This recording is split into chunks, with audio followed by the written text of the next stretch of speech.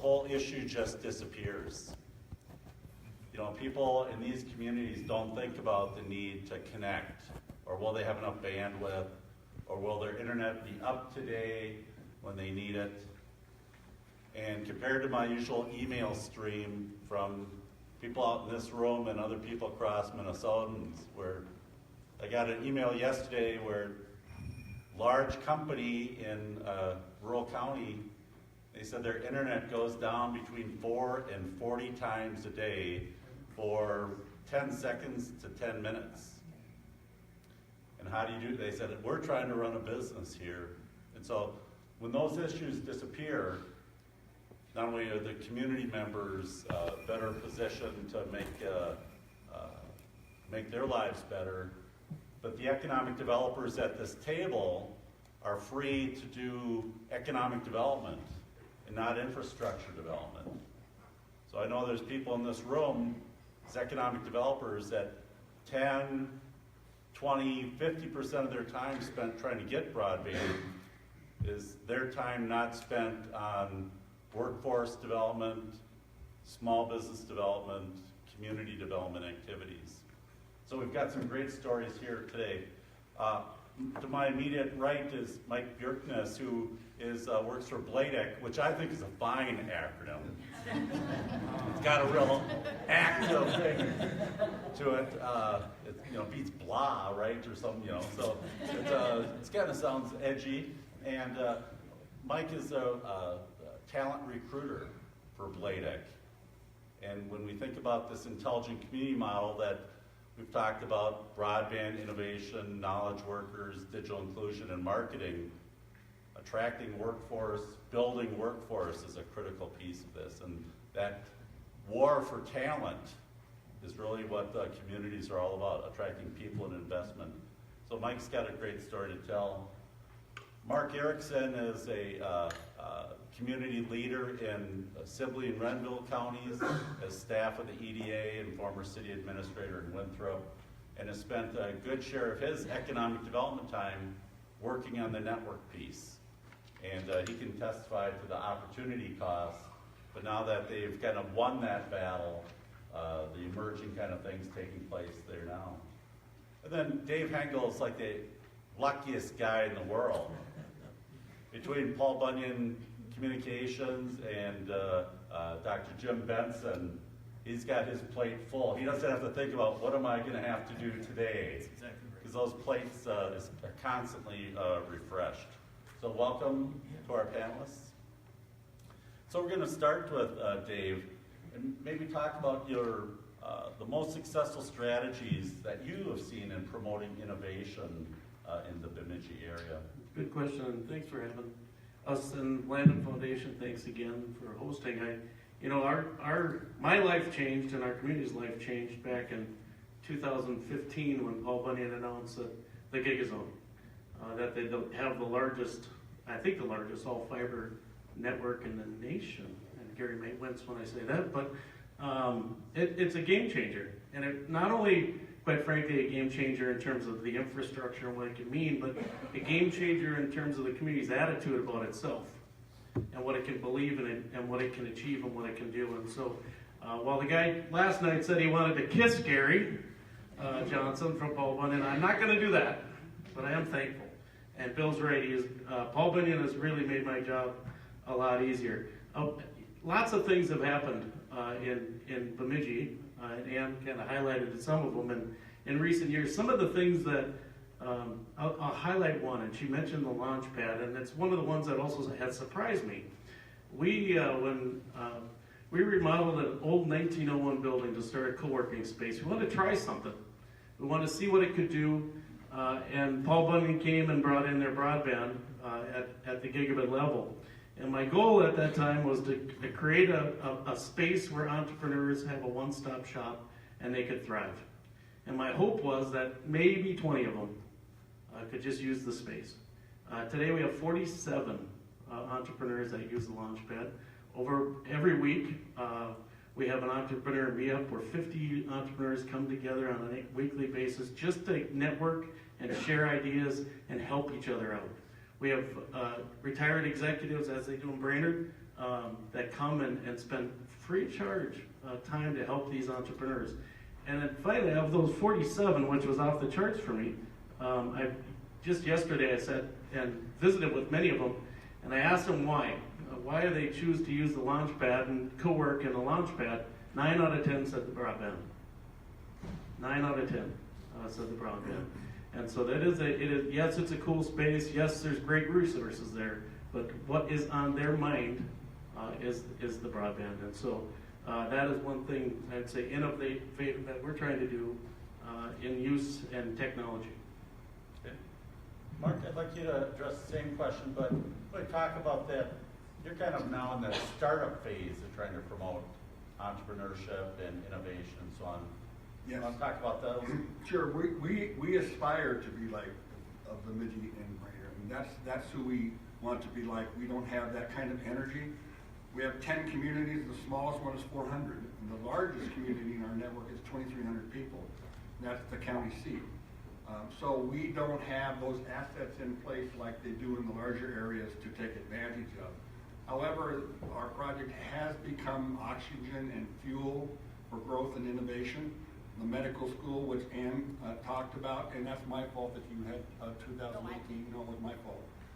It was originally 2018. It's 2019. But think of the game changer for a sleepy kind of rural county that has 15,000 people in it, and we're going to have a 600 student 4-year medical school plopped down in our county seat. What it has done, and by the way, that medical school is there only because of the fiber, not only, but 90% because of the fiber. It has our EDAs in the very smallest towns and the councils talking about what we do in our communities to get ready. How do we make ourselves attractive to the younger people? How do we make ourselves attractive to the people who are going to come to this area? We have a large group of people who really have worked together in a collaborative effort. And by the way, I'm a Blandon Community Leadership Program alumni, and that has really launched all of this. And I will tell you that I flunked out of Bemidji State College in 1873. You can come back. Okay. It's gotten a lot tougher there. But we had great leadership, not just from our communities, but Bob Fox is sitting down there. He's a county commissioner from Renville County, and they actually pulled our network to their county. They wanted it and they saw it, and they have great leadership and vision in Renville County. So we were lucky to have this collaborative nature. We are trying some things, and some of them are working well, and some of them aren't working well. Our last community will be built out by the end of this year, so we'll have 10 communities.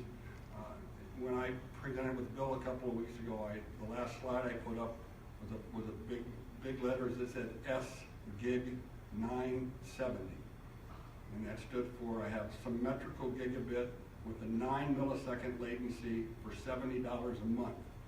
And underneath it, I wrote no data caps. And it has become routine. I Facebook with my son, not Facebook, I FaceTime. He's on Google Duo, and I'm on Google Duo from Hong Kong. He's on fiber.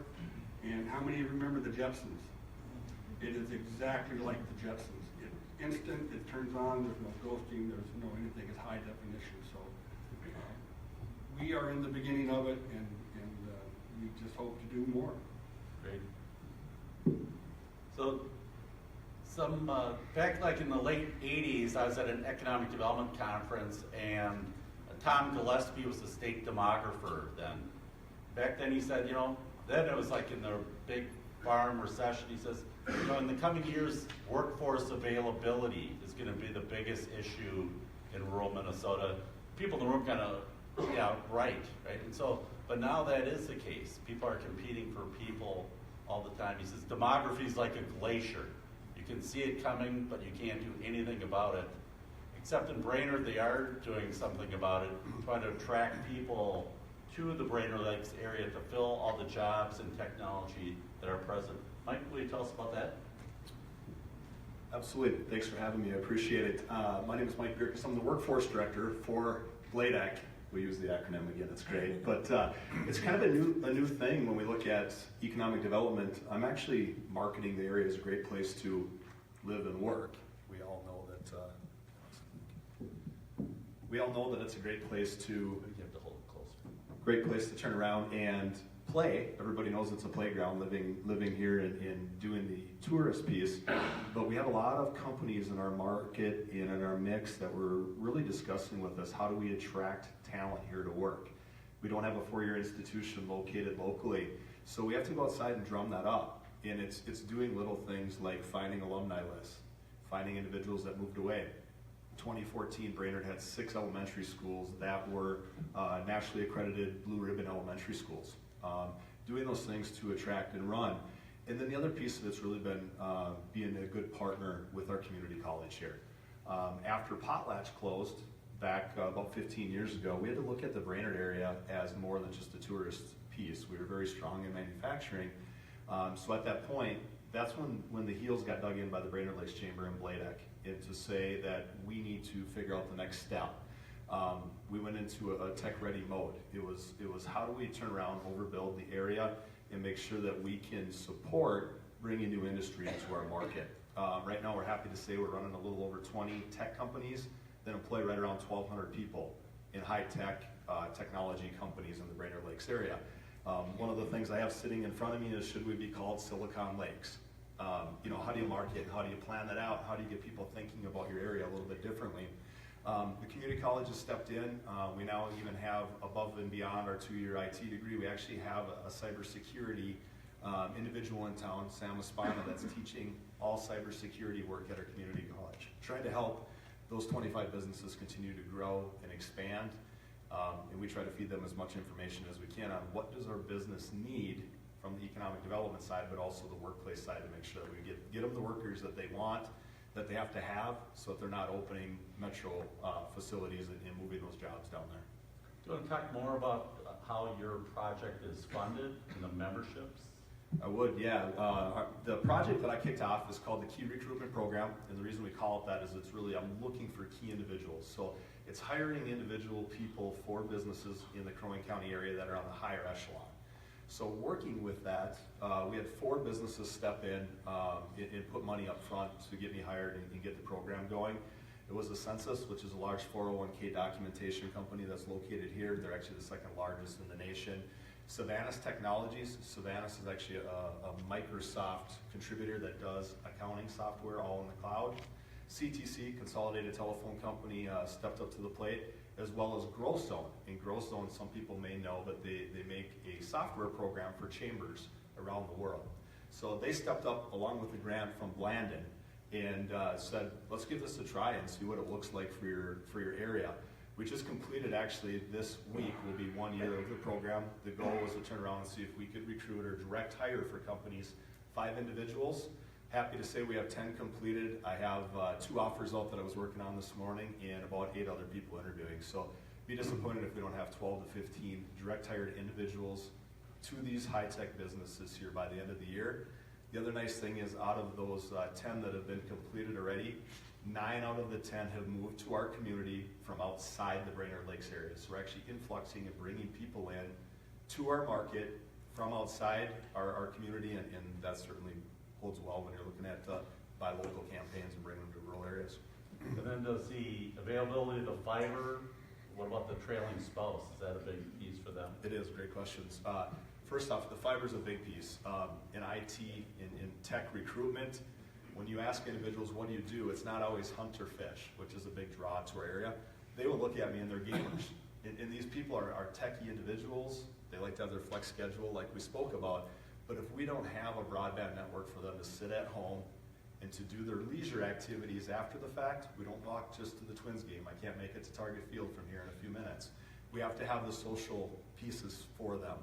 And when you're recruiting and they ask about availability, broadband to the home, it's extremely important for the recruitment aspect.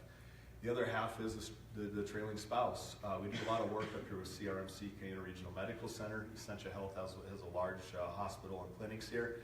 As they spend money, which can be $50,000, $60,000, $70,000 to recruit a new doctor into our community, that spouse is extremely important that we get them located in place. So part of the program I work with these companies is making sure that we work with the trailing spouse, make sure that we talent market their resume into businesses that are suiting and get them fitted into our community. Otherwise, they will leave if we don't have the amenities and don't help them out. Good. Dave, do you have anything to add on workforce? Yeah, actually, I was at the Tom Gillespie Tech presentations back in the day. It gives you a sense how old I am, by the way. But really, economic development is very much a race for talent right now. It's not a race for companies.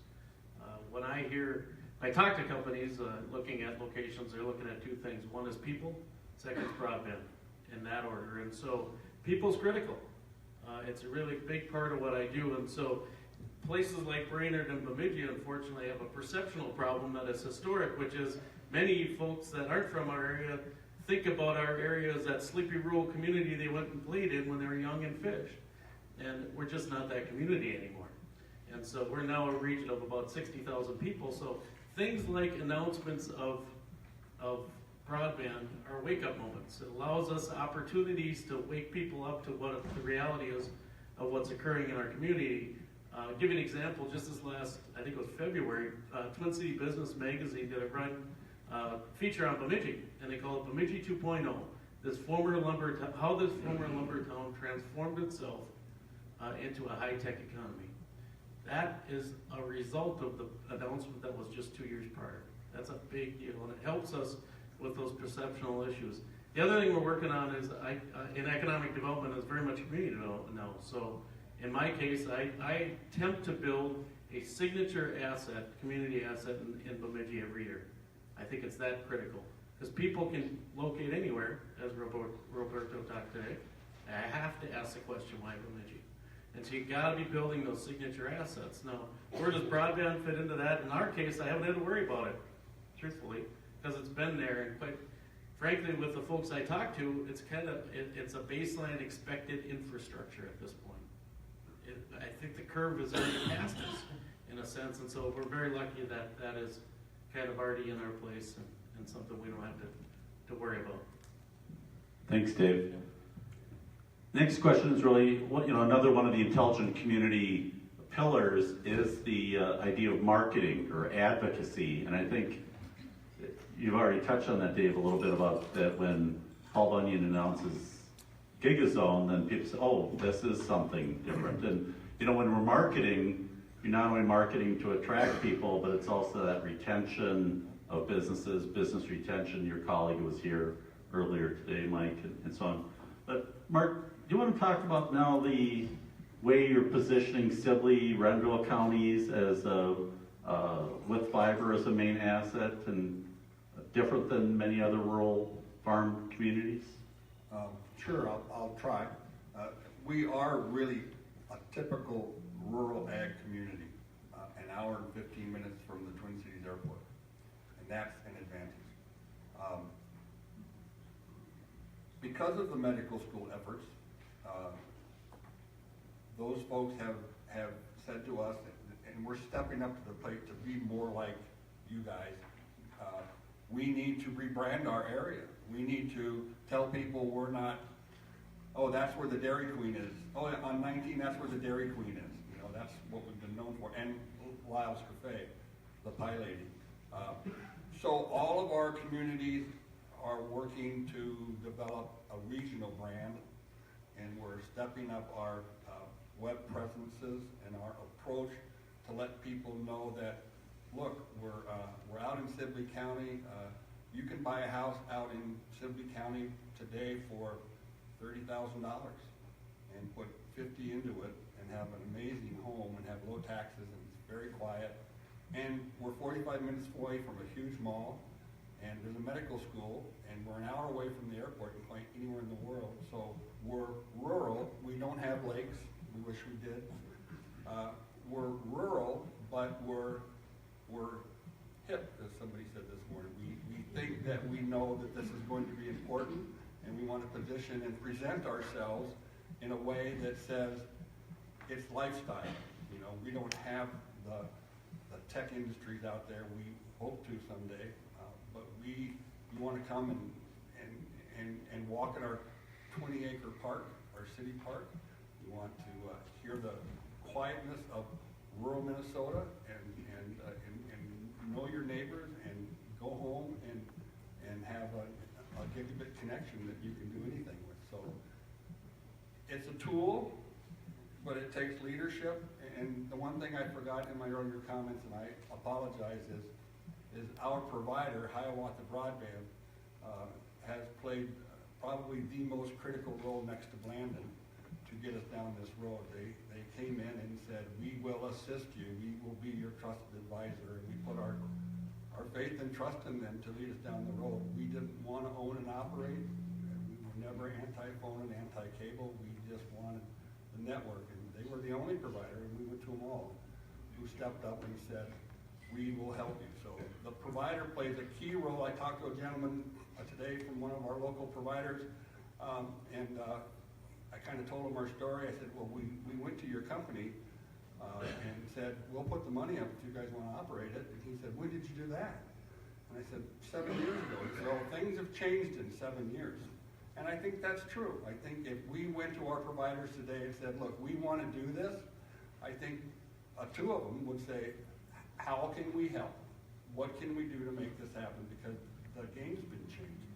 So I don't think that answered your question, but I rambled for a while. Oh, that's good stuff, though. Mike talked about marketing for people. Attract people. It's always, the war on talent is true, and it's really trying to figure out how are we going to continue to get individuals to look at Brainerd, and a lot of times it's thinking outside the box right now in the recruitment mechanism. I'm sure many people in here are feeling the same thing. You know, I tell people, individuals at a 3.7% unemployment rate are not actively always out looking for work. So you need to find new ways to market your area and really truly look and find employees in different mechanisms. It's no longer just placing an ad in the newspaper, having a whole bunch of people run through the door. So some of the new things that we've actually done, one of the things that I have with me is a tech ready ad. It's really showing that the entire Brainerd Lakes area is tech ready. We're ready, let's grow. You know, we built some new taglines and some new things. We're also marketing the area in some new places. We're going to some of the golf shows now, sportsman shows, and talking about our area as a great place to come and work. And so I think a lot of it is really getting outside the box, using your social media aspects, you know, and getting it out there and doing it on a more regular basis. That's one of our strategies going forward, is making sure that we have economic development as well as workforce information going out on a Twitter feed, getting it out on LinkedIn, and showing people consistently so that if something happens down the road, they think of us first. So it's not that they're always ready to make the move today, but as time goes on, they consistently see your branding, they consistently look at your area, and if something takes place, they look at us first. Interesting. So I'm looking here at your Silicon Lakes. You know, I was just thinking, based on Roberto's presentation today, maybe you need to be Quantum Lakes. The Silicon's kind of old news, right? And if you're playing from the future, we've talked about, you know, that's a Dr. Jim Benson thing. And if you've never heard one of his presentations, I'd encourage you to YouTube them, or and as he would say, holy cow, you know, holy smokers. That's a pretty fun presenter, and we've had him at many Blandon events as well. So as you think about the most positive impacts of the great broadband in your community, what's been the biggest surprise in terms of the change in the community? You know, Bemidji, Brainerd both have breweries now. I think both bicycle-friendly communities. The broadband, you know, that's the 3 Bs I think of now, attracting millennials: beer, broadband, and bicycles. So what kind of surprises are you seeing in the changes in your communities? Dave, you want to start? Sure, I can. It's been fun for me, and Bill's joking about a brewery, but I'll tell you, a brewery is a signal to a millennial that you got a funky town. And I really believe that, because honestly, our downtown, when the brewery went in, it changed. And all of a sudden, we went from a very stagnant traditional downtown to a very vibrant, energetic, young millennial downtown very quickly. And that's a big deal. And that was a surprise to me, honestly. I didn't see that. And that gets back to what I believe is one of the benefits of Paul Bunyan making the big enough, bold announcement about the GigaZone. It allows us and allows our community to think, why can't we do something?